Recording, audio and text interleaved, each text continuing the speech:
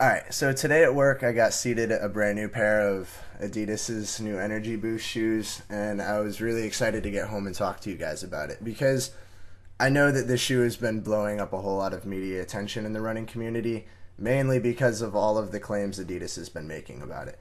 So, from what I've heard and from what the Adidas reps have told me is that this is supposed to be the most cushioned but also the most responsive shoe in running history ever. And it's all thanks to the thermoplastic polyurethane base that they've put this shoe on top of. So basically a TPU sole. And this entire sole, I mean, with the exception of the rubber and a thin layer of EVA, which you would be used to in a normal shoe, it's all TPU. And this stuff, as the pellets are blown up, the membranes of the plastic pellets themselves become very soft to the touch, but also really springy and responsive. And I think that's something that's really unique and kind of interesting to find in the same shoe. And Runner's World has done all of their tests on this shoe, and they've verified all of these claims. So I'm really stoked to get out and try it out myself.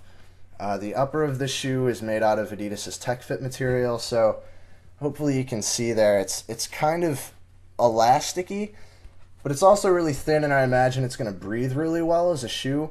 Putting it on at work earlier, it felt a little narrow compared to what I'm used to. I've been running in a lot of minimalist shoes lately, and they typically have a wider toe box, so that was definitely something I noticed putting it on, but I can say that the laces do a really good job at kind of opening the shoe up a little bit more and allowing this Tech Fit material to kind of adapt to your foot a little bit better. So I'm going to take this out for 7 to 9 miles just to see what I think of it, and I'll be back in a little bit to tell you guys what I think in comparison to some of the shoes I've been working with recently. And yeah, I'll be back in a little bit.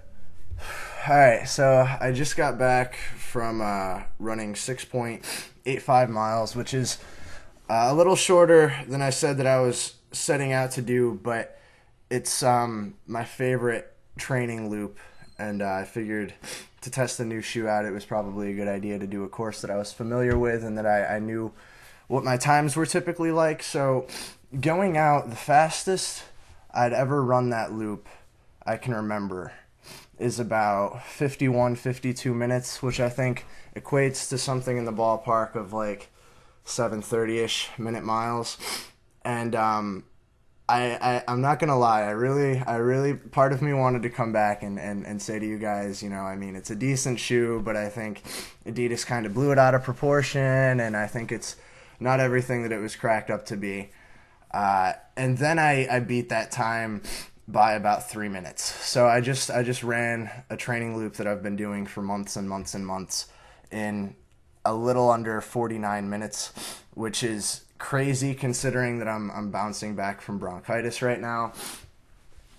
So I guess the shoe works. I mean, it definitely feels fast, and that's something that I had noticed pretty soon into the run. I mean, I have a tendency to go out a lot faster than I should. So my early miles were, 6:39, a little under 7, I think, was my second mile, and then it's usually the third, fourth, fifth mile that I start to settle into my 7:20, 7:30 pace. This time, around the fourth mile, I looked down at my watch and realized that I was still hovering around 7:05, 7:10 minute mile paces, which is cooking for me. Some of my biggest concerns with the shoe before I went out were just going to be that because I'm so used to running in minimalist stuff, I was a little worried that having extra heel on the shoe, bouncing from 4 millimeters up to 10.5, 11 millimeters was going to alter my gait a little bit, and it was going to feel kind of foreign. That's typically what happens when I do try running in traditional shoes these days. With this one, I didn't notice it so much. Going out, I definitely felt a little bit taller, but it wasn't like I was having to consciously alter the way my foot wanted to hit the ground or anything. I was still coming down mainly on my forefoot midfoot. I'd say the biggest difference was that the shoe just doesn't allow my heel to collapse as much as it would in a minimalist shoe. So throughout the run, I definitely noticed that was saving my calves quite a bit, which, I mean, is just what happens, comparing traditional shoes to minimalist shoes. That being said, I've also realized lately that I have a lot of issues with shin splints. Anytime I get into a shoe that raises my heel a little bit farther off the ground than I'm used to, I did notice it a little bit with this shoe. Not as much as I did when I had wear tested the Supernova Glide, or even the Mizuno Wave Rider 15 recently. So that being said, I mean, I think the shoe is definitely something I'm going to continue to run in quite a bit. Coming back after the full run, my legs still felt really great. If anything, my cardio was more taxed than I'm used to, and that's probably just because I was running faster than I'm normally going. So I think it's definitely going to be a very useful training tool to help hit my cardio a little bit more. Whereas my minimalist shoes, apparently seem to tax my legs before I can really go after my cardio on longer runs if I'm not doing speed work type stuff.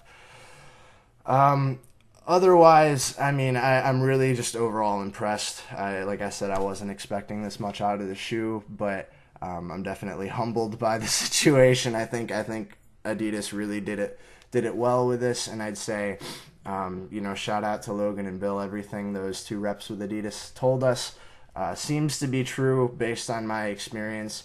I'll definitely continue to try to keep this video updated by posting either new videos or updated statuses underneath it or something to kind of see how it works in the next few weeks. I'm not sure if the pizza that the Adidas rep gave me today was doped, or if I was just subject to first day new shoe running syndrome, where you feel like it's your new shoe so you've got to run faster than ever, or if the shoe itself is really as good as Adidas has been cracking it out to be. And I think it's probably more the latter, just based on how my legs are feeling right now. One final critique about the shoe, something that kind of bothered me personally a little bit, is that my arches are a little bit flatter, and this shoe is designed for someone with a slightly taller arch. So after finishing the run, I definitely felt that my arches had kind of been pounded on a little bit.